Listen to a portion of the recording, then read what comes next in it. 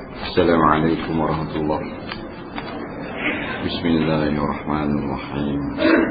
الحمد لله رب العالمين، والصلاة والسلام على أشرف الأنبياء والمرسلين سيدنا محمد وعلى آله وصحبه أجمعين.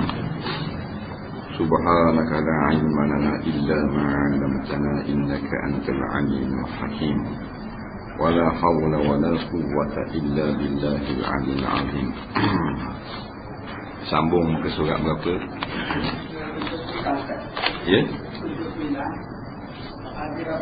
Di baru muka surat 79.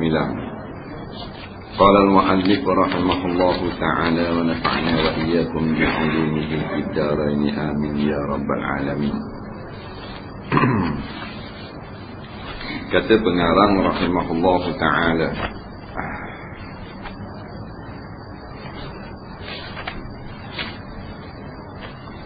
hadis yang ke-18, An Ibn Umar annahu qala ja'atil yahud ila Rasulillah sallallahu alaihi wasallam fazakarahu lahu anna rajulan minhum mamra'atan zanaya faqala lahum Rasulullah sallallahu alaihi wasallam ma tajiduna fi Taurah fi sya'nir rajam faqalu naqdahuhum wa yujladun faqala Abdullah ibn Salam kadzabtum inna fiha ayatar rajmi fa'atau bit Taurah fanasiruha fawada'a ahaduhum yadahu ala ayatir rajmi summa qara'a ma qablaha wa ma ba'daha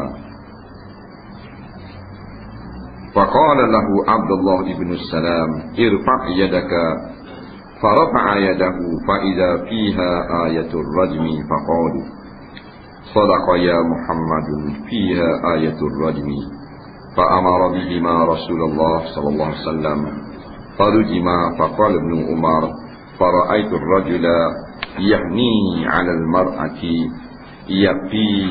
yaqiha al-hijarata. Artinya daripada Ibnu Umar bahwasanya berkata ia telah datang orang-orang Yahudi kepada Nabi sallallahu alaihi wasallam, maka memberitahu oleh mereka itu bagi Nabi bahawa seorang laki-laki daripada mereka itu dan seorang perempuan telah berzina oleh keduanya pasangan.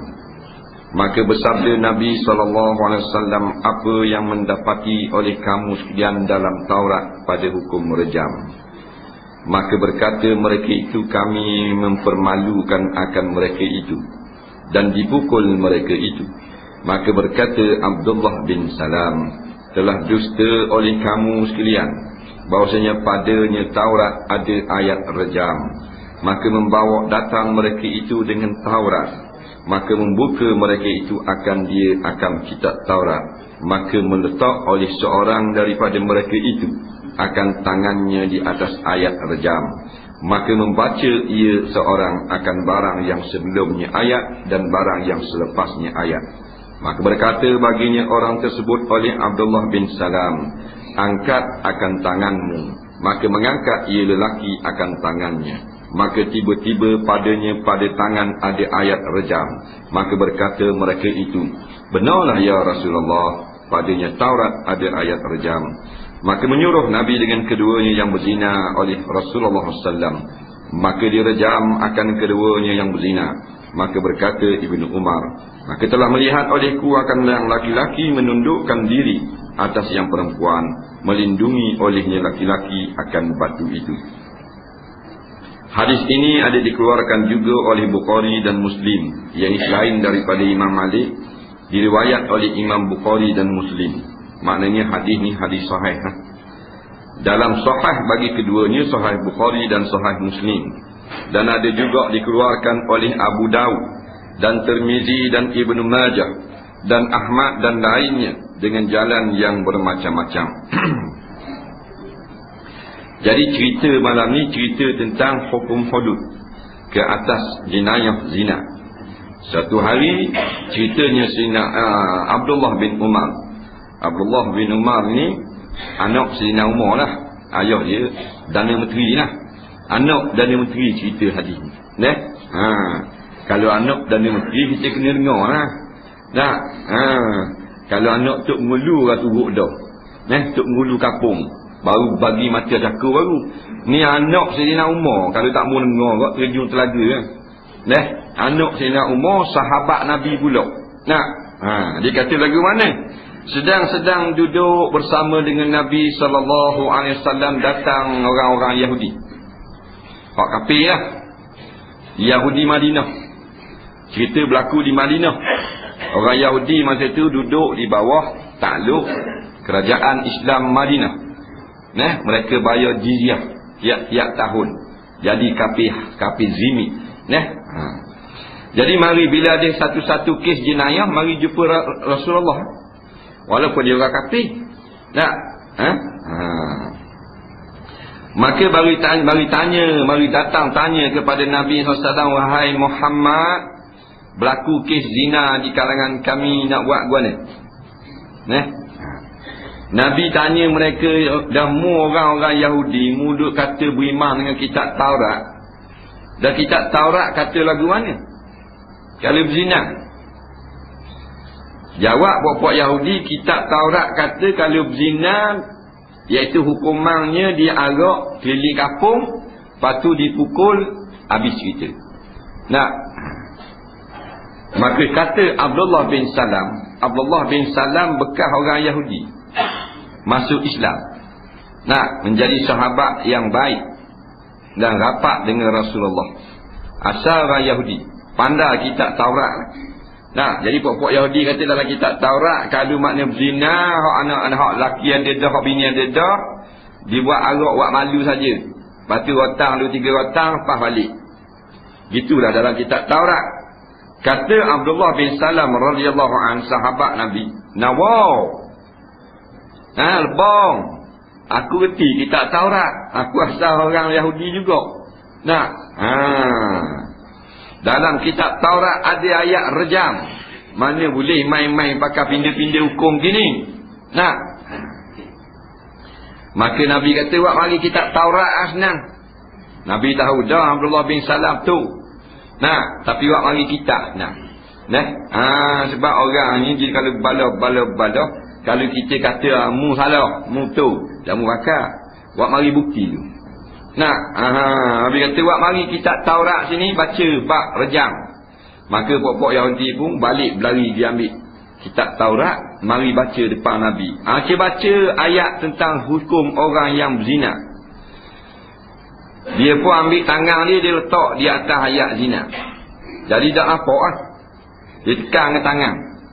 Orang Yahudi, dia baca ayat hak sebelum pada hak zina, lepas pada zina. Jadi tak ada pun ayat rejam. Pasal dia tutup dengan tangan gitu, ni tebeng gitulah. Buat baca kitab tapi buat pegang gitu, buat tak nampak. Jadi letak tangan, tak nampak hukum. Abdullah bin Salam kata, akak tangan kan ni main tebeng gitu atas kitab. Si akak tangan kena nak nampak. Apa benda ke bawah tangan? Dia pun akak tangan dalam keadaan malu. Maka tiba-tiba lepas hak dia letak tangan tu tersebut, orang yang melakukan zina wajib kena rejam sampai mati. Sama macam dalam Quran. Maka Nabi pun bila dibawa kes itu kepada Nabi, mesti dijatuhkan hukuman. Maka diheret dan dijatuhkan hukuman rejam. Klik orang Yahudi. Mari nak bodoh ke Nabi, nak buat helah. Nabi tahu dah. Abdullah bin Salam cop rahsia. Jalan ukur rejam, mati siapa mati. Ini cerita dia. Kita tengok apa benda ulasan-ulasan yang berkaitan dengan hadis ini.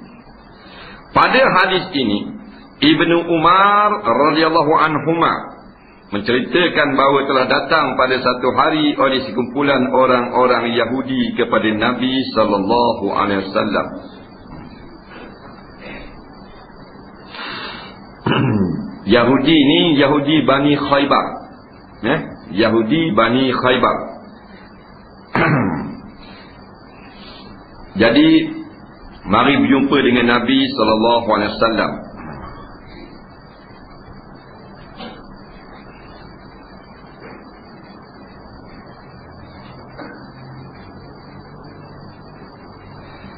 Sebelum daripada ini, dia telah pun berbahas, mesyuarat dah kapung orang-orang Yahudi, Bani Khaybar, sebelum mari jumpa Nabi.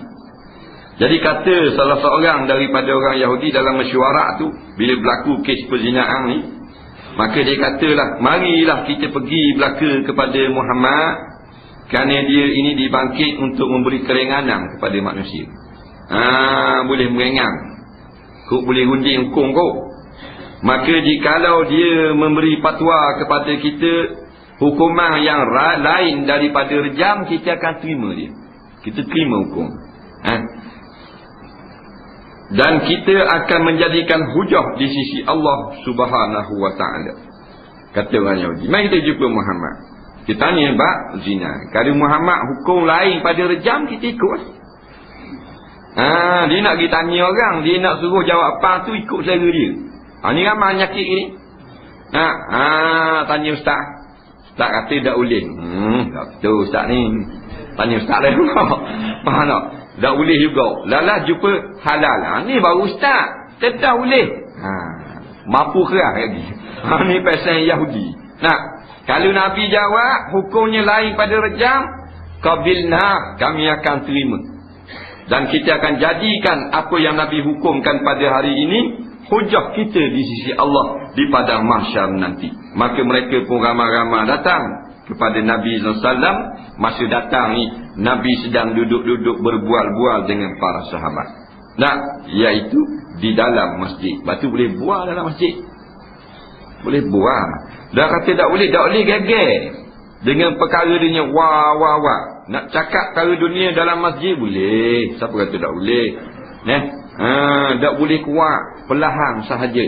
Kerana bukan tujuan untuk sembang perkara dunia. Masjid dibina. Nak cakap sikit-sikit boleh.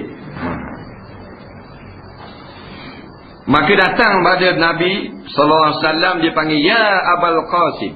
Dia panggil Abul Qasim, pokok Yahudi. Hei Abu Qasim.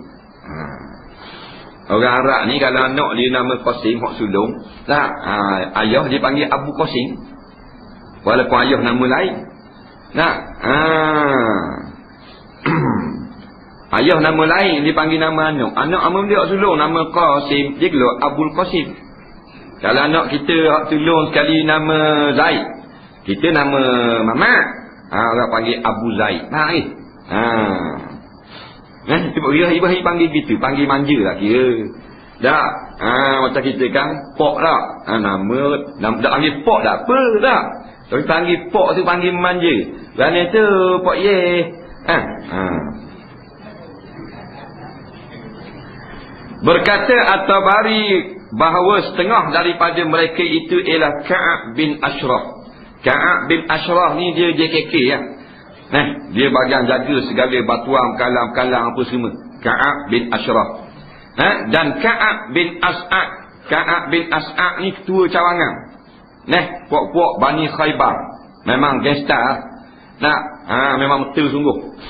Dan Sa'id bin Umar. Sa'id bin Amrin. Nama Arab, tapi Yahudi. Tak mesti Arab tu Islam. Nama Arab, agama Yahudi. Dia lama ni dia mengikut bangsa. Dia tak mengikut agama sebenarnya. Mengikut bangsa. Nama bangsa Arab, agama Kristian macam orang Lebanon. Nama Arab. Nama Yahudi, nama Arab, agama Yahudi. Dulu-dulu gitulah. Bila juga dengan Melayu bukan mesti Islam. Islam lain, Melayu lain. Kalau Melayu tu Islam, dekat borang tu ditanya agama benda, kita boleh tulis Melayu. Mana orang faham Islam? Tak, kena tulis Islam. Sebab Melayu banyak. Melayu kafir je. Faham lagi? Melayu kafir. Mana Melayu kafir? Melayu orang kata semayang 5 waktu tak wajib. Betul tak? Itu Melayu kafir. Pok-pok Ayoping. Pok-pok ilmu nukir. Pok-pok ngaji dengan mak lak semana. Kitab Hakikat Insan. Itu Melayu kafir tu. Haji kafir dia tak? Ada haji kafir? Haji kafir mana tak? Haji tu kata kalau jalan hukum hudud, tak majulah negara kita. Jadi mundur ke belakang. Jadi kafir haji tu. Pasal apa? Pasal hukum hudud, hukum Tuhan. Kalau kata tak maju, mana hina Tuhan. Hina Tuhan tapi nah, dia gitu kena jaga lah ni. Jangan main padang dengan Melayu gitu. Nah, dah tu sunat. Oi, sunat bukan Islam. Tak mesti Islam. 18 kali sunat pun tak, kalau hina sunnah Nabi, duduk di mana akhirat. Malaikat pun masuk dalam neraka. Pasal apa? Pasal ngaji ayat Quran, ngaji ke ulama, tak ngaji ke sunnah Nabi masa hidup. Nah, maka kena hukum rosak dah akidah, masuk dalam neraka kekal selama-lamanya. Nah, dah nak alasan dia lagi, nak lawan malaikat. Nah, apa yang mau masuk aku dalam neraka, aku mau boleh masuk neraka. Malaikat kata, apa mu boleh masuk neraka? Ni, aku sunat. Nak tunjuk gitu. Jadi apa sunat? Dan Malik bin Sif. Malik bin Sif ni ngenyek ni. Orang Yahudi ni. Dan Kinanah bin Abil Haqiq. Dan Syas bin Qis. Dan Yusuf bin Azura. Pada dengar ni. Kaki-kaki kata orang. Dan peristiwa ini terjadi pada bulan Zilqaidah. Bulan Zulqaidah lah. Zilqaidah boleh baca Zulqaidah tu belaka. Pada tahun yang keempat Hijrah. Maknanya 1425 tahun dah. Cerita ni, cerita lama ni. Sekarang 1429 Hijriah. Ni 4 Hijriah.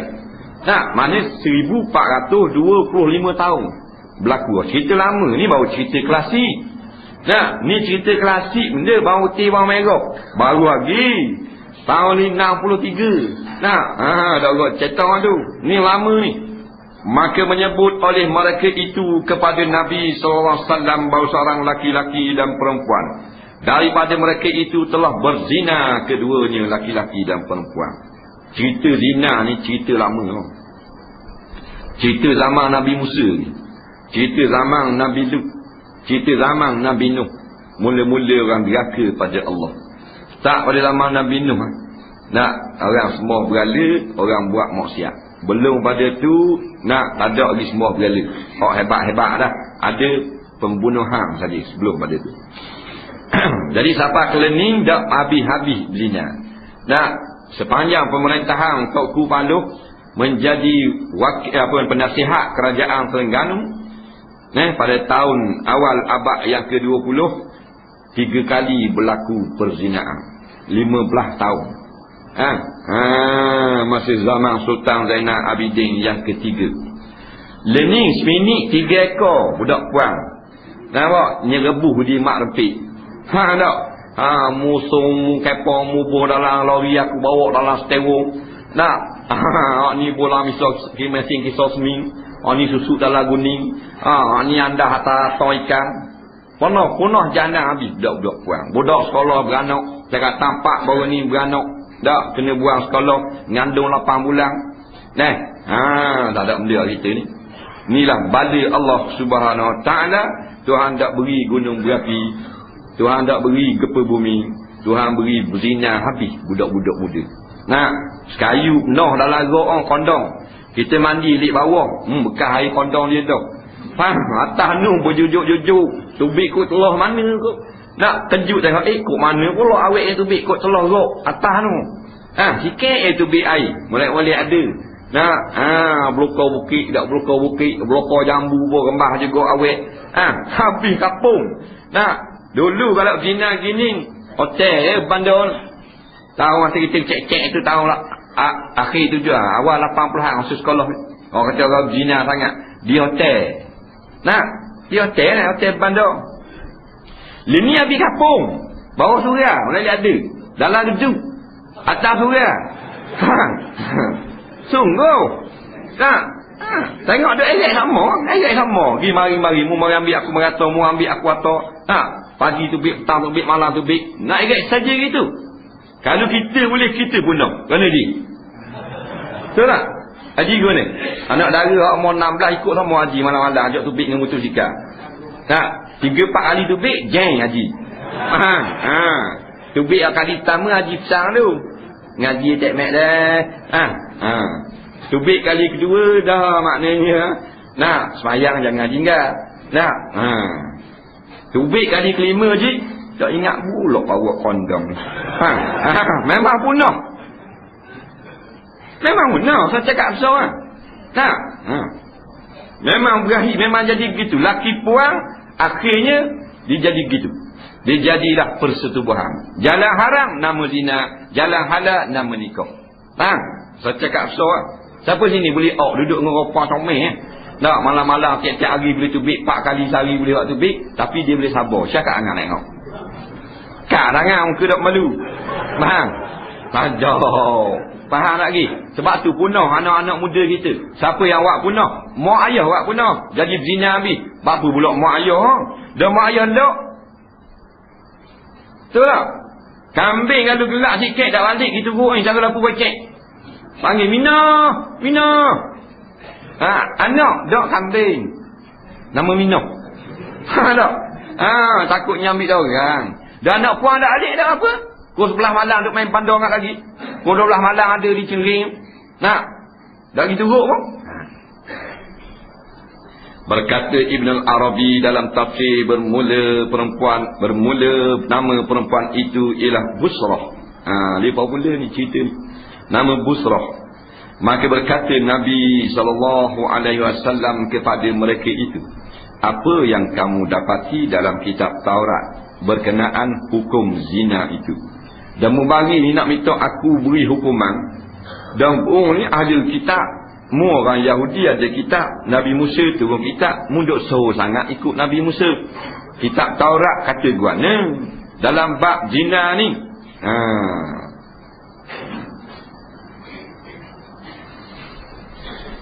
Tujuan Nabi tanya ni bukanlah supaya nak mengikut.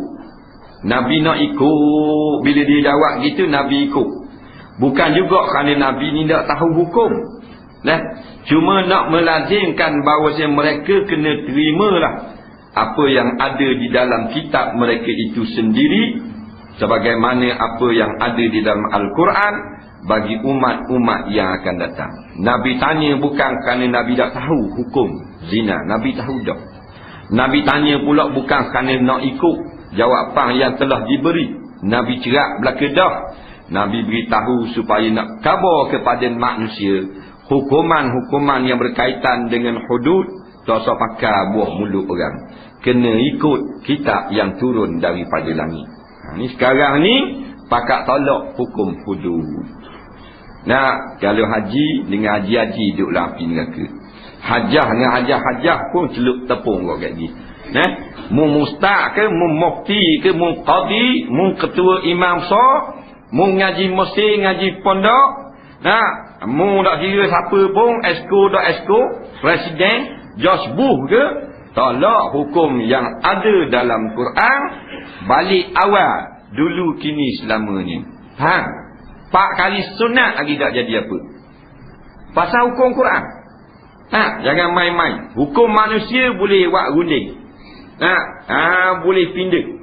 Dah kita dah lama dah duk pakai maknanya lapu isyarat ni dah. Merah berhenti, kuning berjaga-jaga, hijau jalan. Kita nak pindah colour lain boleh tak? Boleh Pasal apa boleh? Nak beri faham ni. Pasal undang-undang tu bukan hak dalam Quran. Hak kita buat sendiri. Bila hak kita fikir dengan kepala otak kita sendiri, kita boleh pindah. Tu orang Islam. Baru jadi orang reti. Baru orang beriman. Biar reti. Hukum yang kita buat sendiri, kita boleh pindah. Hukum daripada Allah dan Rasul, tak usah tebang nak mengada-ngada. Kerah, kemah sampai kiamat. Hukum kita buat sendiri ni. Tak ada masalah. Macam surah ni kita buat dah lama puas dah, kita naik tangga kualik kanan. Kita buat tangga kualik kiri pula, Allah lagi Tak ada sebut dalam Quran mesti tangga kualik kanan, mesti pintu kualik belakang. Tak ada masalah. Macam lapu puas dah, lapu merah berhenti. Kita buat lapu merah, jalan blok. Tak ada masalah. Kuning berjaga-jaga, hijau tak ada, sakit mata tengok, biru jangan berhenti. Boleh tukar, setuju belaka kabinet, tukar lah. Pasal apa boleh? Tuhan dah arah. Doa. Bukan hukum agama. Hudud ni hukum agama. Siapa yang mengaku Islam, lepas tu dia kata tak boleh buat kerana ni tak molek, batal Islam dia. Sama macam orang semayang, lepas tu dia pergi makan nasi, minum air, batal semayang. Lepas tu kita kata batal Islam ni, nak marah. Bodoh punya orang. Dah mu semayang, lepas tu ketuk pula, lepuk. Kita kata batal, dia nak marah, kita kata batal. Batal dah mu ketuk bodoh. Dia gitu. Dia reti sikit. Begitu juga kalau maknanya dah mu orang Islam, mu melepaskan ucapan yang membatalkan Islammu, kita kata batal Islam gini. Marah lu. Marah dia. Terima kasih kalau begitu, kita taubat tak mau kata dah baru jadi orang. Tak.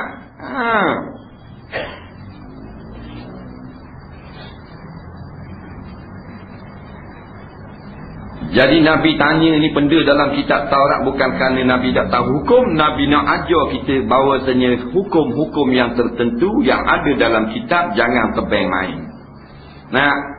Jangan tebang nak pindah, jangan nak mandar-mandar. Dan Nabi nak mendirikan hujah bahawasanya mereka adalah umat yang suka menukar-nukar hukum.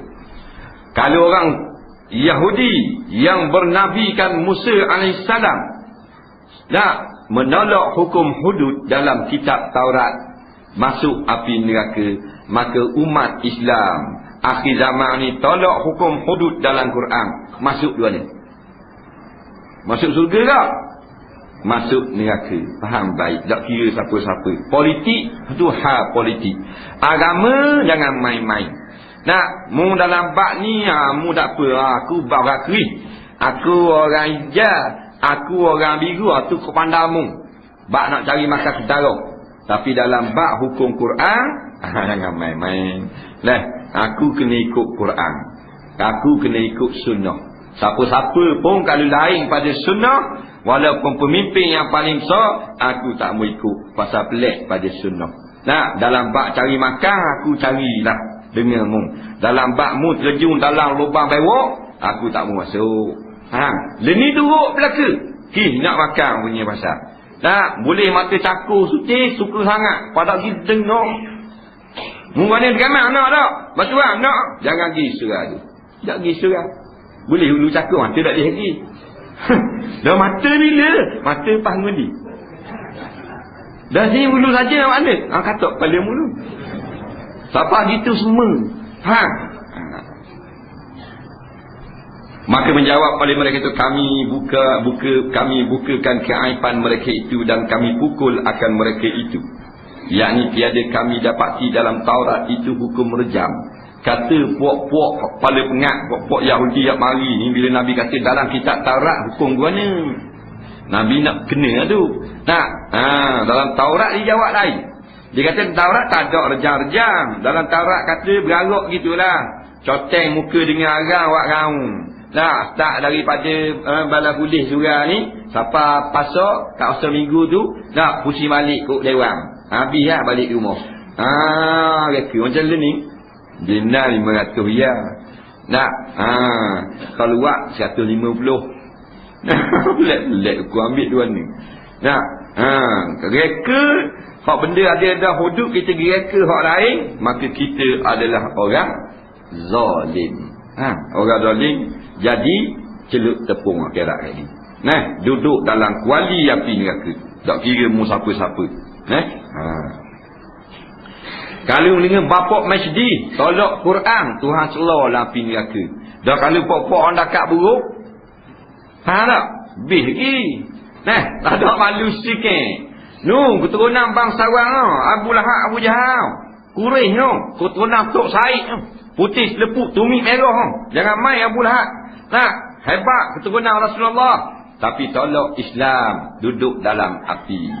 Dan kalau kita buat adik dalam Islam, tak ada kena-kena pula dengan Nabi, dengan lanung ada kena seorang dua. Faham tak? Lagi pula nyerubuh dalam api. Tak ada kira siapa-siapa. Raja ni selalu. Presiden ni selalu. Seluruh dunia wajib menjalankan hukum Quran. Sama ada mu kaum ini, mu Amerika, mu Jepun, mu Rusia, mu Perancis, mu Malaysia, mu Batak, mu Hadari, mu apa, mu kena tunduk pada kerajaan Allah. Tak kira siapa-siapa, kerana hudud bukan untuk orang yang nama Islam, untuk seluruh umat manusia. Nah,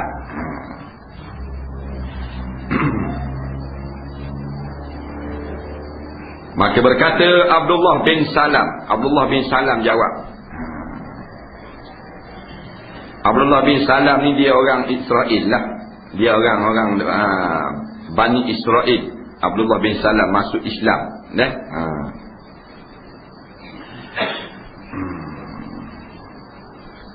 Dia daripada keturunan Nabi Yusuf, anak Nabi Yakub. Abdullah bin Salam, orang Yahudi. Zaman Nabi masuk Islam. Sasilah dia siapa tu pada Nabi Yusuf. Hebat sasilah dia. Siapa ke Nabi Yusuf? Tak. Kita je kita hitung misal sasilah kita. Ni oleh siapa kaya ping. Ni dah orang oleh ada pak 2 buku dah sekarang. Nah. Orang lebih-lebih tengoklah nak banding dengan kita, tak ada lebih dari kita ni. Hang ni akhir zaman tu hang lebih dunia. Akhirat tak ada lebih kita. Dunia dia beri lebih. Kereta lebih, rumah lebih, apa semua, tekan suih lebih, api selalu. Nak banding dengan zaman tu penali itu, Allah cari dengan lemak-lemak ni. Nak bubuh kain bubuh, nak katak batu baru nyala api. Dang 5 juzuk baru tidur. Klik api. Nak 5 juzuk orang zaman tu penali. Orang cerita dah di Kelantan, Terengganu. Zaman tu, zaman Haji dia amal limbung itu. 5 juzuk, 4 juzuk malam-malam ngaji Quran. Api geruk ni 4 juzuk. Kita teram-teram api. Juzuk pun dah habis setahun. Bukan kata nak malam. Setahun dah habis juzuk. Cerah menegang dalam garis kereta pun ada api. Dalam bilik air 2 api. Banyaknya api. Luar api, dalam api. Terlampau cerah, tak jumpa Quran. Jumpa sahabat mu. 3 juzuk mu habis surat khabar. Ini orang lebih ni. Nabi pernah menyaksikan dia ini dalam syurga. Rabbi Abdullah bin Salam masuk syurga. Abdullah bin Salam masuk di dalam syurga. Wafat pada tahun 43 Hijriah. Setiap kali didengarkan perkataan orang-orang Yahudi itu telah berdusta oleh kamu sekalian. Katanya Abdullah bin Salam, pok-pok anak-anak dia ke? Tapi dah cakap nawak. Dia tak kroni dia, kita kroni. Kita kalau anak-anak kita buat salah, kita buat dok gitu lah. Buat lenggak gitu lah. Tangan kuah-kuah suruh balik. Gitu lah. Tak lah abang sama sendiri. Kalau anak-anak orang baru kita serang bitai. Siap dengan sisi-sisi lengang ni. Kalau anak-anak kita, buat dok gitu lah. Dia panggil pok-pok ni asabiyah. Melayu dia asabiyah. Laisa minna man apa benda ni? Mata 'alal asabiyah. Bukan di kalangan aku mereka yang mati atas dasar asabiyah. Bukan. Asabiyah ni benda ya Rasulullah. Antu'ina kaumakum ala zulmihim. Bahawa kau tolong akan anak beranakmu atas perkara salah. Benda salah mu tolong juga. Mu menyebelahi juga. Ada lagi. Sesungguhnya sabit di dalam kitab Taurat itu hukum rejam atas yang berzina. Maka dibawa datang oleh kamu akan dia kemana. Nabi kata dalam kitab Taurat hukuman rejam sampai mati. Mu kata sini hukuman garuk gitu je. Ya kedok kamu ni. Bukan Nabi kata Abdullah bin Salam. Dalam kitab Taurat hukum rejam. Mu kata tak ada hukum rejam. Wak mari sini kitab Taurat. Abdullah bin Salam kata. Orang memang nak marah Abdullah bin Salam. Anak beranak orang nak marah. Pasal apa pecah bu. Dia tak kira masuk belah kebenaran. Maka bawa datang oleh mereka itu akan kitab Taurat. Maka membuka oleh mereka itu akan kitab Taurat. Maka tiba-tiba meletakkan oleh salah seorang daripada mereka itu akan tangannya ke atas ayat berkenaan hukum rejam supaya terlindung ia ayat itu. Yang letak tangan ni Abdullah bin Suraya. Dia ni memang paling tengah kaki lebong pok-pok Yahudi di Bani Khaybar. Dia letak tangan. Tambui orang nampak ayat. Tambui sahabat-sahabat orang lain nampak ayat, tutup ke tangan. Abdullah bin Salam anda kitab Taurat. Dia boleh baca. Nabi tak boleh baca, Nabi ummi. Tapi Nabi reti belaka. Kitab mana-mana dia reti belaka. Lepas tu dia tak payah baca. Dia baca dengan hatinya saja. Jadi dia yang letak tangan supaya orang tak nampak. Macam learning lah sembunyi hukum. Zaman dulu pakai letak tangan. Zaman learning ngajar tak khabar hukum. Nah, kalau khabar kan orang tak boleh ngajar mampu pula 35 riyal. Tak boleh kong. Dia pakai 3 kong. Kalau orang mari beh pada 15 orang dia tanda. Saleh, pak mak, pak ni, pak tung, pak we, pak ni. 15. Boleh biti. Start pelawak 30 riyal boleh. Kalau cak ayam, cak naga 60. Tak apa, tak ada masalah. Boleh beri bantuan gitu. Ulama-ulama kata harus beri bantuan kepada guru-guru agama. Tapi bila hukum yang sebenar tak mau khabar, kerana nak jaga bantuan tu supaya boleh duit allowance, hak tu salah. Sebab tu dalam bidang agama nak bahang gaji tak ada masalah. Mufti boleh gaji halal, Tok Imam boleh ambil gaji, Tok Bila boleh ambil gaji, orang ngajar Quran boleh ambil gaji, boleh. Ni pandangan jumhur ulama. Tapi ingat, jangan sembunyi hukum Allah, kerana mu telah ambil gaji daripada para pekerjaanmu menyampaikan agama. Kalau mu sayang pada gaji, mu sembunyikan hukum kerana nak jaga gaji, maka jual ayat Quran. Situ bawa panggil jual ayat Quran, bukan semata-mata ambil gaji. Dan nak khabar kepada kita, kalau kita balas satu-satu hukum, maka baliklah kepada Quran. Fa in tanaza'tum fi syai'in farudduhu ila Allah war Rasul in kuntum tu'minuna billah wal yaumil akhir zalika khairun wa ahsanu ta'wila, kata Allah. Kalau kamu duk balas, puak ni kata ni hudud hak reka sendiri. Puak ni kata tak, ni hudud ayat Quran ni. Tak, mereka diri tok guru buat reka sendiri nawak Orang ni kata tak, ni betul. Balas tak sudah. Mari buka Quran belaka. Nampak? Buka Quran. Tak ambung buka Quran, terang-terang dah salah. Sebab tu sekarang kita ajak golongan-golongan pemerintah supaya duduk satu meja. Kita tengok satu demi satu ayat Quran yang mengharamkan riba, yang mengharamkan arak judi, yang mewajibkan hukum potong tangan pencuri dan rejam penzina. Hadis-hadis tentang hukum maknanya membenarkan kedai-kedai arak dan sebagainya. Mari duduk semeja, kita pakat baca, kita pakat ikut. Kita pakat buanglah parti buh tepi dulu. Buang hak puak-puak buh tepi. Hak mana hadis kata, mana Quran kata, pakat ikut. Tahu dah kalau pergi Allah selalu. Ni terang jelas golongan ini dalam bab ini adalah golongan yang salah. Maka orang salah kita tak mau ikut. Bukan dengan sebab parti, bukan dengan sebab warna, kerana salah mengikut syarak. Hak kita pun, hak jemaah kita pun, hak sokong ulama pun, bab lain. Kalau salah, kita dah ikut juga. Molek dah dalam bab beri hari raya, beri sokongan kepada ulama, beri sokongan kepada jemaah yang menegakkan hudud. Tapi mu dalam bab membalah dengan mak saudara mu, hak tanah ni, aku dah masuk belah mu. Bab apa? Quran kata, boleh ke mak saudara mu tak ada kena-mengena dengan anak saudara. Walaupun mu tua cawangan, mu tua muda, aku haram masuk belah mu. Kita kena ingat baik. Baru juruh kita. Jangan halik demo tu kita nak katak dengan tukung, tak kepala kita main nak susuk kepala tak mau. Hak salah tetap salah. Dia gitu. Baru juruh. Bila kita benar lagu tu, baru Tuhan beri kepertolongan. Nak menang dengan amal kita boleh menang tak? Menang. Dega kalau ada kita. Jujuk daripada Bukit Sawa itu nak sampai sini dari Haji tadi, siapa nak kemutbah tengok dega. Allah dah kita. Menang dengan pertolongan. Pertolongan Tuhan nak beri gua ni kalau kita ada lagi ketidakjujuran. Pada setengah tepat. Dalam bab hudud tu dah kita sokong hudud. Dalam bab lain, dalam bab anak-anak, dalam bab bagi sedekah, dalam bab balah dengan jiran, kita zalim, kita dak tu, kita karuk. Dia tak pakai anguh. Tiap-tiap apa jua dihitung. Walau misqala zarrah, sekalipun besar semut membuat salah, tetap salah di sisi Allah Subhanahu Wa Taala. Nak dapatkan pertolongan Allah, bersihkan jemaah kita.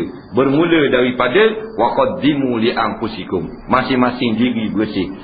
Tujuan kita ni perjuangan bukan kerana tok guru, bukan kerana pimpinan, bukan kerana parti, bukan kerana sakit hati, tapi inna salati wa nusuki wa mahyaya wa mamati lillahi rabbil alamin.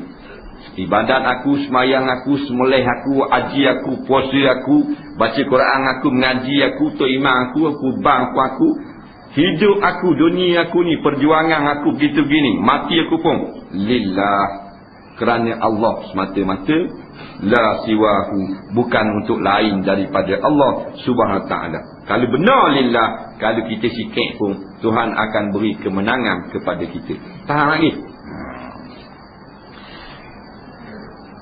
Maka membuka oleh mereka itu akan dia kitab Taurat, maka tiba-tiba meletak oleh salah seorang tiba-tiba tu bulan depan kita sambung atas sikit.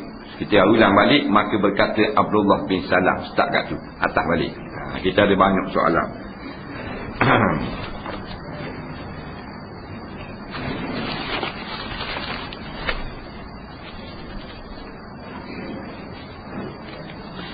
Telah kerajaan Hadari memerintah Terengganu, orang kata Terengganu telah berzaman wujud, iaitu Terengganu Darul Iman telah dikuburkan, diganti dengan Islam Hadari Terengganu Bestari. Jadi tak ada nama beriman, bubuh nama Bestari pula dah. Hadari ni majulah. Maju kan ni main dulu kita rumah buruk sokmo, maju pokok dia 5-16 orang. Nak, apa boleh buat rumah berjuta-juta, siapa yang maju? Tak, kontraktor besar yang maju. Kita tak maju. Jangan jadilah kita ni jadi bodoh. InsyaAllah tahun ni 2008 jadi orang cerdik pula. Tak, jadi orang cerdik tak. Jadilah, berhentilah jadi orang bodoh. Diperbodoh-bodohkan. Tak, dalam galang tu berlubang-lubang, dia mari keping cerita pembangunan, kita pun hanggup belaka meneleh heliu. Kita dia balik, kita tengok jalan berlubang pula. Mana jadi tak berhenti nak mikir gitu. Tak ada nama Terengganu Darul Iman, Terengganu Bestari. Bestarinya bestnya tari menari. Itu menari semua. Tak. Bila kerajaan BN kembali perintah Terengganu tahun 2004, pemimpin Islam Hadari telah mewar-warkan Terengganu akan saksi pembenang yang tidak pernah terlintas di fikiran dan tidak pernah dipandang oleh mata mereka. Dilaksanakan negeri Terengganu betul sungguh learning. 21 buah replika masjid dan bangunan bersejarah telah didirikan di Pulau Wangman, memakan ruang rakyat sebanyak 250 juta. Tak termasuk 6 juta untuk puak-puak tu berhabis semasa orang dunia cari bahan-bahan. 600 ribu lagi habis dibelanjakan untuk mengadakan maksiat besar-besaran siang dan malam selama 9 hari, mula-mula 1 hingga 9 hari bulan 2, kerana persemian terhadap replika masjid tersebut, termasuk Masjidil Haram dan Masjid Nabawi. Adakah patut masjid Allah yang dimuliakan diperlakukan dengan sedemikian rupa? Baik. Sekarang ni hak dah sibuk dah ni di Pulau Amang 250 juta tu maknanya angka rasmi yang keluar dalam paper 250 juta. 250 juta ni telah dibazirkan untuk buat replika. Nampak replika ni bukan masjid sungguh, buat kek ni ada besar garis kereta sesa masjid. Ada besar garis kereta, kalau nak semayang boleh 2 orang. Tu imam makmum tiku 4 ekor muat. Faham? Harga daripada 3-4 juta sebuah. Kalau maknanya kalau digunakan 250 juta ni buat jalan-jalan betul dengan lampu, menerangkan lampu-lampu di Keluberang, dah di Kenyir, di apa benda ni blok-blok Peldah, hak tu lagi baik pada orang kampung. Hak tu sepatutnya. Tu baru panggil kemajuan yang sebenar dibawa oleh rakyat, dibawa oleh kerajaan. Ni dihabiskan atas nama projek. Projek pula cari tong 6 juta, aku hitung 3 juta. Tak, kita telenggok-lenggok tengok saja. Nak masuk tak boleh, pak tak ada. Kena berjalan kaki daripada luar 3-4 batu. Kelek anak pula. Benda tak siap pun macam mana? Ni semua ni kali kita nak kira pembaziran semata-mata. Nak bazir duit siapa? Duit kita, bukan duit kerajaan, duit kita. Kalau duit UMNO tak ada masalah, tu duit dia. Tapi duit kita. Nak ambil balik hak hilang 250 juta tu, naik harga ni kau naik semua. Kita ni jadi tak boleh nak mikir langsung. Padahal makan nasi. Bukan makan meh, bukan makan rupuk, bukan orang ceruk, bukan makan air yang muda macam beruk atas nunggu. Orang tapi tak berhenti nak mikir, bodoh pada kambing, bodoh pada beruk. Dia habiskan ratus juta. Hak ni ratus juta, hak tu ratus juta. Stadium pula ratus juta. Kita boleh masuk? Tak boleh masuk. Mereka ni hamba dulu lagi. Dah boleh masuk. Bukan hak kita. Untuk buat pameran saja. Untuk didapatkan projek. Gitu gini. Mu lepas babak. Aku lepas 2-3 beranak. Mu lepas 3 hotel kereta. Kita tetap dalam keadaan tertipu. Tapi nak buat gua ni. Kita yang buat diri kita sendiri. Kita diri kita sendiri bodoh. Dewi 10 riyal. 15 riyal budak-budak. Khabar juga tiang api. Bangkareng mampu keras terus. Pecah hontok otak. Tobik mata bangkareng. Kabak rokok buluh. Nak lepek. Dia kena dak muka kita. Lalu saja. Retak situ 20 juta. Retak sini 2 juta. Mendengar. Bila lagi kita nak jadi cerdik? Nak jadi cerdik lah pula.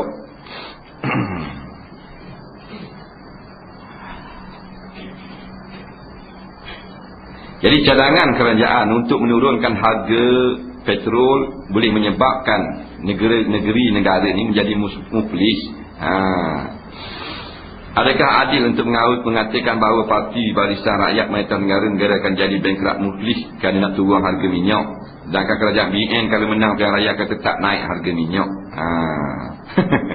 Baik, masalah ni bila maknanya apa yang telah dijanjikan oleh Barisan Alternatif apabila rakyat memilih kerajaan pembangkang, janji yang diberi iaitu menurunkan harga minyak. Harga minyak ni memang penting sebab bila dia turun habis barang lain turun.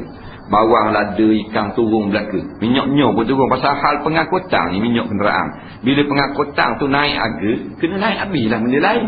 Ada kemudian Sabah nak naik harga petrol, harga diesel, lepas tu harga barang-barang lori, lori tak boleh naik. Mesti kena naik.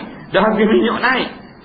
Jadi diturunkan yang paling penting harga minyak diesel, harga minyak petrol untuk memberi kebaikan kepada rakyat. Dia pula jawab dalam TV kalau beri turun minyak bankrupt negara. Belawak bankrupt negara. Kita adalah negeri yang banyak mengeluarkan minyak. Puluhan telaga minyak ada di sana di luar Pasar Terengganu. Puluh setelaga minyak aja. Kalau sembuh tahu Bukit Bading terlang minyak. Banyaknya minyak. Tapi diperbodoh-bodohkan. Jadi orang bodoh, jadi orang cerdik dah pula kita begini. Jadilah negeri-negeri yang ada minyak macam negara lain, semua negeri yang ada minyak, semua beri kesenangan kepada rakyat. Negeri yang keluar minyak tak kena road tax. Negeri yang ada minyak di luar negara tak dibuat jalan tak ada tol. Negeri yang ada minyak tidak dikenakan cukai itu. Negeri yang ada minyak jual minyak murah dalam negara. Kita seorang dalam dunia segi ada segi sama dengan Malaysia, planet of the eight. Kalau ada minyak mahal pada negeri yang tak ada minyak. Ini semua ni penipuan semata-mata. Tidak akan muflis dengan mana menurunkan harga minyak. Bahkan turun keberkatan daripada langit kerana kerajaan membuat kebajikan pada rakyat, tidak akan jadi muflis. Sebuah negara yang buat kebajikan pada rakyat. Muflis ni dengan dihabiskan wang tak tentu pasal, kapal layar 200 juta, buat replika 250 juta, tembok bunga api kat 100 juta, habis licin. Hak itulah yang menyebabkan muflis. Tak lama lagi kalau kita lock juga, memang kita orang gadar. Teruk pula bidung belaka.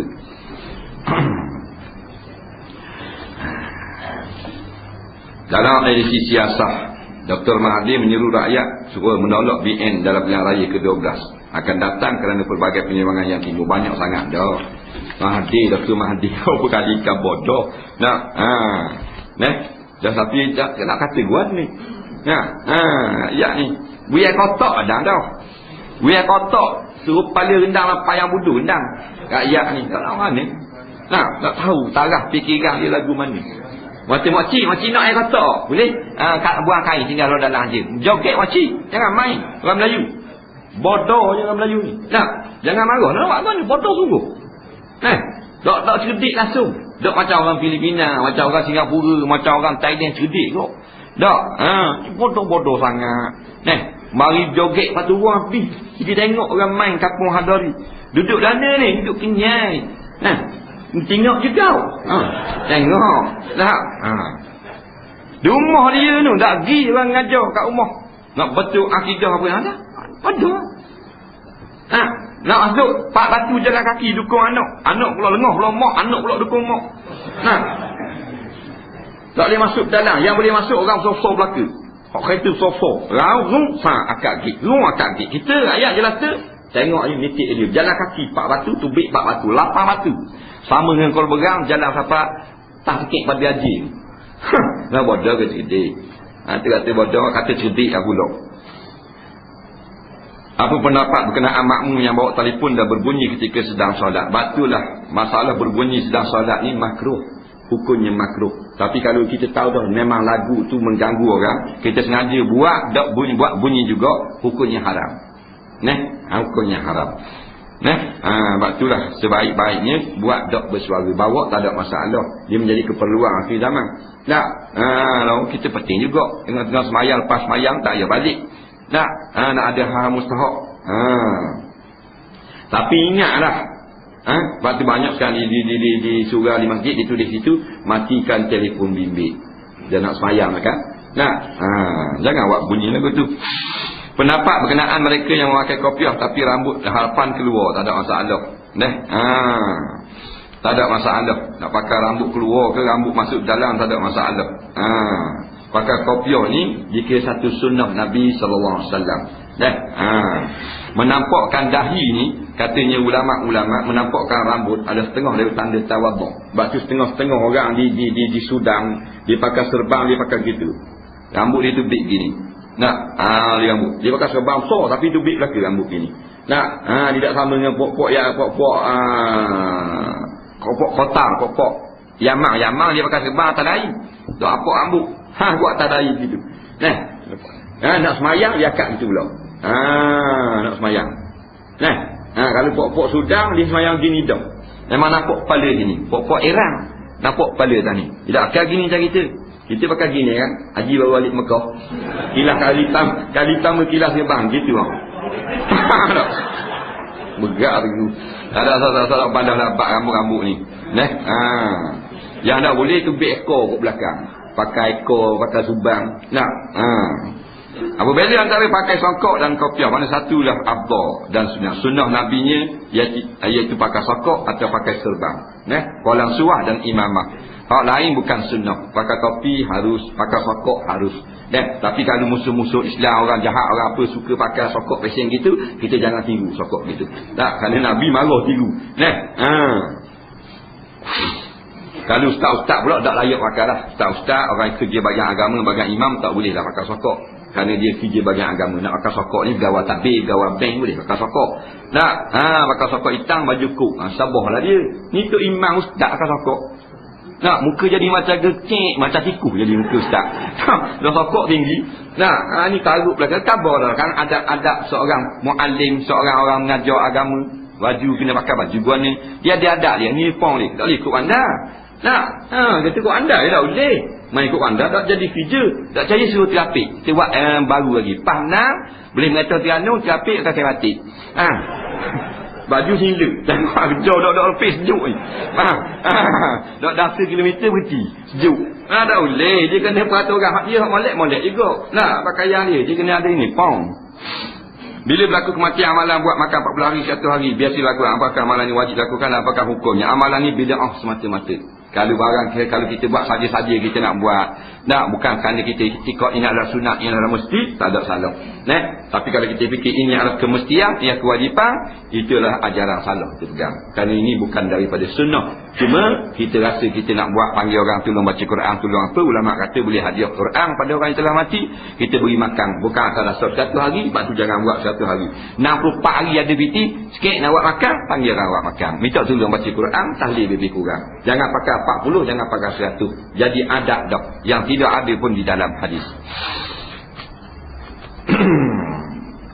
Fatwa ASB, ASN 2-3 hari ni jadi boleh pula. Jadi kita kabur sama dah. Mungkin dia boleh pula tu. Dia ada helak dia kadang-kadang. Mungkin kan ni saya dah pun tak tengok lagi, tak cek lagi. Memang ada fatwa ada hak terbaru kata harus pula. Mungkin kadang. Kalau antara dua. Yang pertama memang benda-benda saluran-saluran muamalat dia haram dengan sistem riba tu dia berhenti. Dia fatwa balik jadi harus. Adapun maknanya saham dia dengan syarikat-syarikat yang haram, dia jual segala saham dia jadi halal balik dah ASB. Itu satu cara. Yang kedua, akhirnya masalah sanilah nak jaga golongan-golongan yang tertentu. Biasalah tukang fatwa ni lagu mana sangat. Hukum tampal gambar ulama dalam rumah tapi bukan ulama hadari, minta penjelasan. Mungkin nak ketik saja ni. Berlaku khilaf di kalangan ulama tentang bergantung gambar dalam rumah. Bab dalam rumah ni lah, kerana hadis ni lah. Hadis tentang tak masuk malaikat rahmat dalam rumah yang digantung gambar yang bernyawa. Baik. Jumhur ulama mengatakan gambar yang bernyawa tidak boleh digantung dalam rumah. Sebahagian daripada ulama mengatakan dibolehkan gambar-gambar orang soleh, gambar-gambar manusia tapi mengingatkan kepada akhirat. Termasuk gambar-gambar ulama-ulama dan pemimpin-pemimpin yang adil di dalam negara. Dibolehkan. Ini setengah daripada pendapat ulama. Walaupun tidak ramai, tapi juga adalah pendapat ulama. Orang yang nak gantung gambar tok guru, gambar ulama, gambar menteri besar pun boleh. Syaratnya adil kepada rakyat, boleh gantung untuk memberi peringatan, mengingatkan kita tentang keadilan dia kepada orang ramai. Tapi taklidlah pendapat tu. Dasar balah dalam bab ni. Hak gambar-gambar penyanyi, gambar pelakon, gambar apa tak boleh. Gambar tak ada kena-mengena dalam nak memberi kebaikan pada masyarakat tak boleh. Tu buang. Hukum tanpa ayat suci Al-Quran. Ayat suci Al-Quran dalam rumah tak ada masalah, dibolehkan. Kerana pernah zaman sahabat Nabi SAW menulis ayat Quran pada dinding rumah. Zaman dulu pakai tulis. Zaman kita maju tak erti nak tulis. Zaman maju dia pakai cetok. Tulis. Cetok gantung bola frame molek-molek. Tak ada masalah. Kena jaga saja bila kita gantung ayat Quran. Sebuah rumah jadi markas, tempat dan juga tempat beribadat. Jadi markas dan juga tempat ibadat. Fungsinya seperti surau, namun telah dijual, dijadikan tempat tinggal. Apakah boleh tindakan tersebut? Minta jelaskan. Kalau kita rumah tu kita buat tempat semayang, tapi dia tak niat jadi masjid, nak buat tempat semayang. Kalau buat kerja-kerja ni semayang mah ni ada gitu ni naik tahniah ni semayang, buat tempat orang semayang situ, maka hukumnya boleh jual. Boleh jual. Tak ada masalah. Tak boleh surat. Surat ni tempat semayang yang khas dah. Saya dikelirukan dengan fahaman salafi mendakwa mereka benar kerana mengamalkan Quran dan Sunnah serta menindakkan politik. Di mana wujud fahaman ini? Jadi mazhab manakah mereka berpegang? Minta penjelasan. Kita cerita reka-reka. Fahaman-fahaman ini bukanlah fahaman-fahaman yang benar sebenarnya. Hak ngaku salafi ni sebenarnya golongan-golongan yang tidak benar sebenarnya. Yang kata tolak pandangan ulama, kita kena terus kepada Quran dan hadis, semua nawak belaka kerana kita dah rojok kitab merojokkan dia, semua ada tempat rojoknya ulama-ulama belaka. Cuma kita dikata tak boleh ikut ulama, kena ikut Rasulullah. Dia tak apa ikut ulama. Bila kita kata Nawawi telah berkata, Imam Syafi'i telah berkata, dia kata tu manusia dah sunyi pada salah, kita kena ikut Nabi. Manusia dah tu boleh ikut Nabi, kata sahaja. Rojokan dia semua ulama belaka, ulama yang cenderung belah dia. Jadi tak betul juga, hanya sedap pada perkataan tetapi maksudnya tidak sebagaimana rupa. Macam baru kecoh hari tu, seorang mufti muda yang sibuk masalah khilafiyah, haram dan bid'ah dalalah, mengadakan majlis tahlil. Sekarang dia jadi tak sah tahlil pula. Dia tak sah tahlil daripada dia duk mengaku dia sunnah. Orang lain tak ikut sunnah. Mazhab Syafi'i, rakyat Malaysia duk ikut mazhab Syafi'i. Pokok dia salafi ikut sunnah. Ikut sunnah. Dulu dia pakai serban, sekarang sokok tinggi. Dulu pakai jubah, sekarang pakai nektar tali lembu duduk dalam kandang. Ikut sunnah. Ikut mana?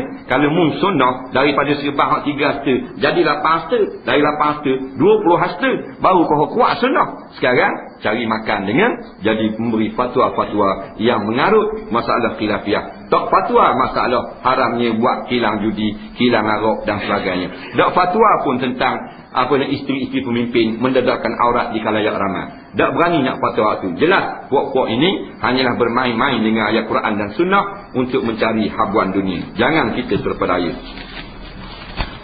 Seorang pekerja bawah kerajaan negeri minta akad sumpah akan beri kerjasama kepada UMNO walaupun akan bekerja sama dengan UMNO dengan lafaz wallahi wa billahi wa tallahi, sedangkan dalam hatinya tidak rela melebatkan diri dalam UMNO. Minta penjelasan. Barang siapa yang telah bersumpah untuk buat perkara maksiat, wajib melawan sumpah. Kalau diturutkan juga sumpah itu berdosa besar di sisi Allah. Sumpah ini wajib kita tunai, nazar ini wajib kita tunai. Nazar yang harus pada syarak sahaja. Nazar yang haram pada syarak, haram kita tunai. Wajib kita kena langgar sumpah, wajib kita kena kehir dia berlainan daripada sumpah. Faham lagi? Ada kata tak ni dah sumpah dah nak buat ni. Tak boleh. Sumpah itu sumpah yang haram, sumpah maksiat. Wajib hukumnya kita membatalkan sumpah itu. Faham?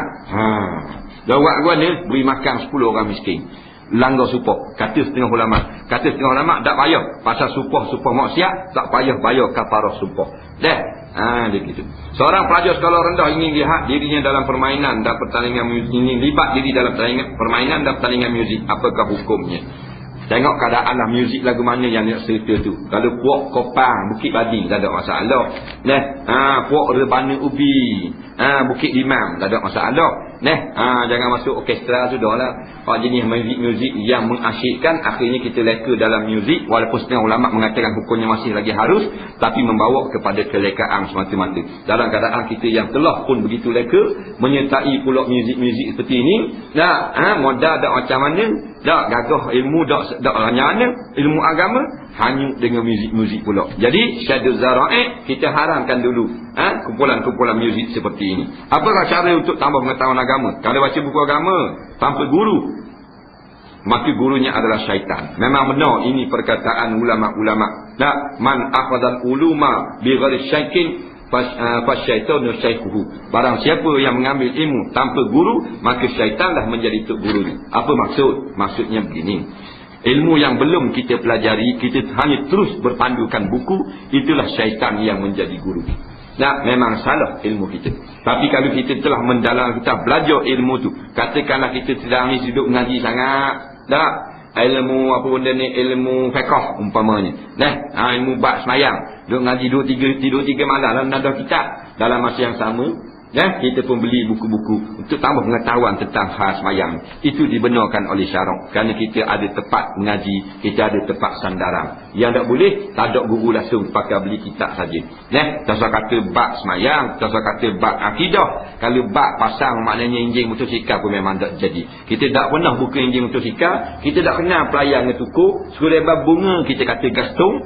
Kita tak kenal lagi. Kita beli buku bab pasang enjing motor, kita pun pasang, jadi ya enjing. Memang tak jadi enjing, jadi mesinnya. Banyak lagi ni. Apakah yang masukkan kepimpinan dalam solat? Adakah ia lebih memberi kesan kepada individu atau pada jemaah? Minta jelaskan masalah kepimpinan dalam solat. Solat berjemaah lah. Bila solat berjemaah ini sebenarnya memberi kebaikan dan impak yang didapati sebenarnya dia tidaklah mesti kepada individu atau pada jemaah. Tapi kesannya kadang-kadang kepada individu, kadang-kadang kepada jemaah. Tetapi agama Islam agama jemaah, agama ramai, agama duduk seorang. Maka dilatih dengan solat jemaah, latih dengan kepimpinan. Iaitu pemimpin pun ada kesan, iaitu dia tak boleh menambah-nambah apa rukun di dalam semayang, kerana tambahan itu tidak dibenarkan oleh syarak. Walaupun maknanya para makmum setuju belaka, haram tu imam ni dia nak tambah semayang zuhur 5 rakaat kerana nak tunjuk lebih tawaduk kepada Allah, tak boleh. Maka pimpinan luar daripada itu, pemimpin masyarakat, pemimpin negara, jangan memandang-mandang dalam hukum Allah SWT. Walaupun rakyat memberi sokongan, ingat sokongan itu membawa rebah semata-mata. Begitu juga kita, bila mana pemimpin yang ada di dalam solat, kita duduk jadi makmum di belakang, dia buat betul kena yang Nabi semayang, kita wajib kena ikut. Bahkan sujud sahwi yang kita tak lupa, tok imam saja lupa, tapi sujud sahwi ini suruh oleh Nabi, wajib juga makmum kena ikut sujud sahwi. Sebab begitulah ajarannya tentang kepimpinan, wajib taat pada pemimpin.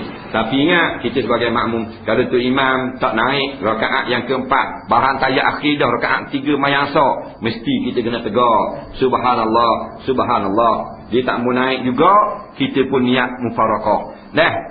Sekarang di luar sana kepimpinan yang ada buat salah di dalam pemerintahan negara, wajiblah rakyat kena tegar, kena pesan, kena nasihat. Tiba-tiba tegar pun dia lawang, tak mau ikut juga, nak buat apa punah, maka kita niat mufarakah. Niat mufarakah lagu mana? Kita latih tu imam lain pula. Degil juga dia naik atas jadah bila orang qamat, kita berkah teruk dalam kolah tu imam tu. Pasal apa? Pelik daripada hak asal dah yang disuruh. Ada kala yang kita boleh bertahan, ada kalanya jangan bertahan. Bahkan kita kena terajang tu imam tu biar jatuh menyembah kot ikat. Kalau setakat tu imam baca panjang, kita kena sabar. Tu imam wirid lama, kita tak boleh nak niat mufarakah, tak boleh nak bercerak, tak boleh nak marah, tak boleh nak kondeng tu imam. Sabar je lah. Tapi kalau tu imam maknanya bahang sujud sejadah dalam tiap-tiap rakaat semayang maghrib, lepas tu tayat awal pula baca 15 kali, takbir 8 kali macam solat 7 kali macam solat raya tu imam gitu. Memang kita terkajang kot tikak dah. Begitu juga kalau mempermainkan hudud, menghalalkan benda yang haram, diundang penyanyi-penyanyi yang begitu merosakkan akhlak muda-mudi, dibuka segala aurat wanita dalam macam-macam acara dalam TV, kemudian diharam digam pula mulut-mulut ulama, ditarik balik bantuan-bantuan kepada tempat-tempat agama. Hak gini bukan niat memperokoh lagi, tak boleh sabar lagi, melainkan kena berkah teruk dalam qada. Adakah boleh laki-laki berkahwin dengan anak saudara isterinya, yakni anak kakak isterinya, sama isterinya masih hidup ataupun telah meninggal dunia? Ini sedap sikit bab kahwin. Dia bolehkah si lelaki kahwin dengan anak saudara isterinya, yakni anak kakak isterinya, anak kakak isterinya, sama isterinya masih hidup atau telah meninggal dunia? Tak boleh. Tak boleh kupur sekaligus. Tak boleh kupur dua beradik dan dengan mak saudara ataupun dengan anak saudara. Faham? Tak boleh. Pasal dia kira saudara juga.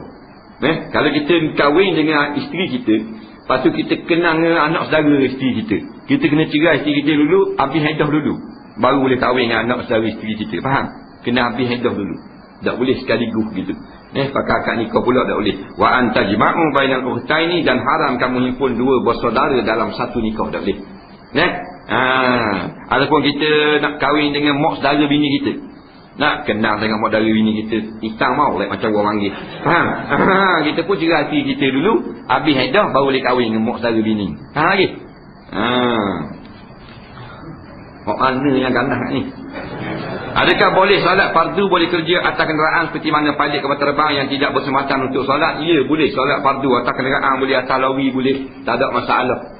Bila kita tak boleh nak tinggal kenderaan itu, maka kita baru dibenarkan keringanan pada syarak semayang di atas kenderaan. Pertama sekali wajib takbir menghadap kiblat. Kalau tak boleh takbir menghadap kiblat, barulah gugur. Maka di mana-mana saja kita berhadap, maka kita adalah kira berhadap kepada Allah Subhanahu Wa Taala. Itu adalah keadaan darurah dah. Boleh. Pasal bawa terbang ni bukan nak ikut kita. Bukan ikut pilot. Kerana apa? Aku turun lewat sikit, baru tu jalan dulu. Dah boleh pilot, kena ikut time. Bawa taksi kereta sewa boleh. Hadung dulu tengok Medan dua apa, baru jalan. Nenggok makcik tunggulah kereta. Ada ni tak boleh. Saya berasal daripada Kuantan, tapi sekarang kerja di Dungun. Kadang-kadang ada urusan, saya akan pulang ke Kuantan selama 1 hari atau 2 hari. Masalahnya, adakah boleh saya jemaah dan kuasa solat selama saya balik itu? Dia asal daripada Kuantan, tapi sekarang kerja di Dungun. Kerja di Dungun. Kadang-kadang urusan, saya akan pulang ke Kuantan selama 1 hari atau 2 hari. Dia baik, hak mana rumah dia? Dia tak anggap dah rumah Kuantan ni rumah dia, ke dia anggap lagi rumah dia? Kalau dia anggap lagi masih tempat tinggal dia, duduk bulan sama, maka siapa di Kuantan tak boleh jamak kosor. Tapi kalau dia tak anggap dah dia nak duduk di Dungun lah pula. Nak duduk Dungun pula dah. Kuantan ni memang bekas asal rumah dia dulu lah, tapi dah anggap dah sebagai tempat tinggal dia, maka boleh dia jamak kosor walaupun balik pada rumah bekas rumah dia sendiri. Tapi kalau dia masih sebagai anggap sebagai tempat tinggal dia, selama mana dia pusing itu siapa tempat tinggal tak boleh. Macam orang ada 4 orang isteri. Ada seorang isteri pertama di Kedah, isteri kedua di Johor Bahru, isteri ketiga di Terengganu, isteri keempat di Besut. Faham? Jadi hak mana-mana rumah dia gitu tak boleh jamak kosor belaka. Pasal dia kira rumah dia belaka. Faham? Rumah dia belaka. Begitu juga kita ada 2 buah rumah. Dua rumah kita duduk belaka, duduk mana duduk ni duduk main musim gitu je lah. Duduk rumah tu tempat tinggal kita belaka, tak boleh. Tapi kalau asal kita rumah ni orang Bukit Rajing, sekarang kita kerja di Kuantan dah, duduk di Nung. Anak-anak sekolah di Nung. Sini ni kita dah anggap kita nak duduk sini dah. Cuma mari kita jalan tengok mak ayah kita, walaupun naik atas rumah kita sendiri, selama belum 3 hari kita singgah, boleh kita jamak kosor. Kerana kita dah anggap lagi tepat kita tinggal kita yang banyaknya di Nung dah. Jadi mudah bagi kita. Soalan seterusnya, saya punya adik perempuan yang akan kahwin tak lama lagi. Dia dah berbincang dengan tunang mengenai lantaran sebanyak 6,000. Namun dia sendiri telah mengurangkan nilai tersebut pada 4,000. Sekarang dia mahu mengurangkan lagi pada 3,000. Kerana si lelaki masih tidak cukup duit. Masalah perkara ini kurang disetujui oleh maknya. Adakah masalah antara ini ibu bapa mempunyai kuasa penuh untuk menetapkannya? Dalam masa yang ayah saya pula tidak memang berat tahu mengenai persiapan perkahwinan yang tidak lama lagi. Kali ini membuatkan kami bengong. Harap dapat penjelasan dari Ustaz. Bengong orang ni. Lelaki dah ada piti. Mula-mula mak kata 6,000. Kita kurang 4,000 boleh lah. Kira-kira tolak-tolak tu bit kalkulator mak dia tak apa dah. 4,000 dah. Lepas tu nak minta kurang lagi 3,000, tak pitih. Laki pun galak nak belaki nak bini ni dah tak pitih tak. Minta mahal-mahal. Nah, sampai 4,000 orang orang ke puang 4,000. Nah, sini 4,000 ke 6,000 sini kau. No. Lah, di bandar tu 3,000. 4,000. Tak. Macam mana tu 4,000. Kalau hak kaki maknanya tu seling benar 1,800 ni tu.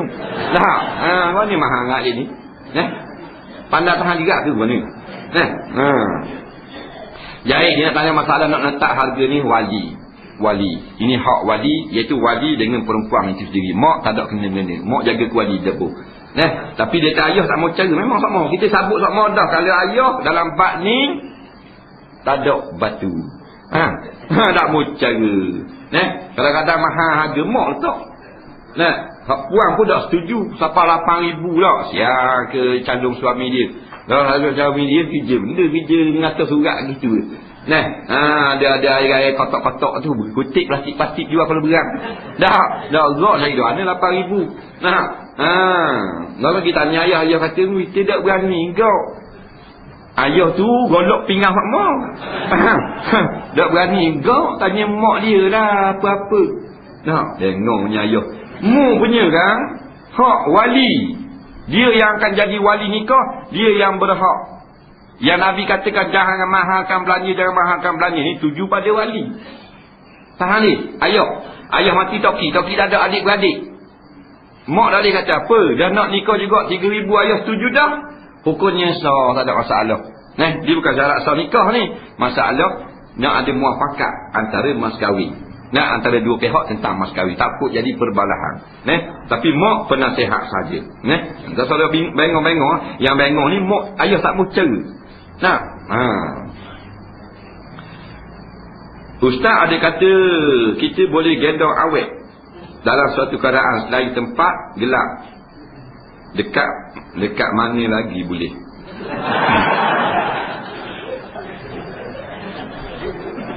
Ni boleh tahan orang ni. Set ulu point. Set ulu point. Ada sains set ulu point. Bukan kita kata boleh gendong awet dalam gelap. Kita kabar itu kalau kita ni jumpa dengan orang puang ketakutan tengah jalan di jalan digangan nak kita jabur tak. Lari kejar rimah. Kita lalu memutus sikap. Bukan bini kita, bukan tunang kita, bukan mahram. Dalam keadaan biasa haram gendong itu macam duduk tu gendong ni. Haram tu dak nikah tu gendong. Tapi hak ni kejar rimah. Nampak rimah duk kejar ni bukan rimah belah, rimah kotak tu. Kalau kita tak gendong mana mati budak ni. Kita pun berhenti ambil gendong. Wak lari cung sampai kat orang ramai hok situ. Jangan awak turun kuatan bahang si orang pula. Dah anak kita darurah nak menyelamatkan nyawa orang. Situ boleh gendong. Ataupun ketakutan sangat duduk dalam gelap minta tolong. Pegang tangan kita tak mau lepas. Atau tu sikap kita. Kita tu berada di bukit. Kita ada riang orang nak jumpa.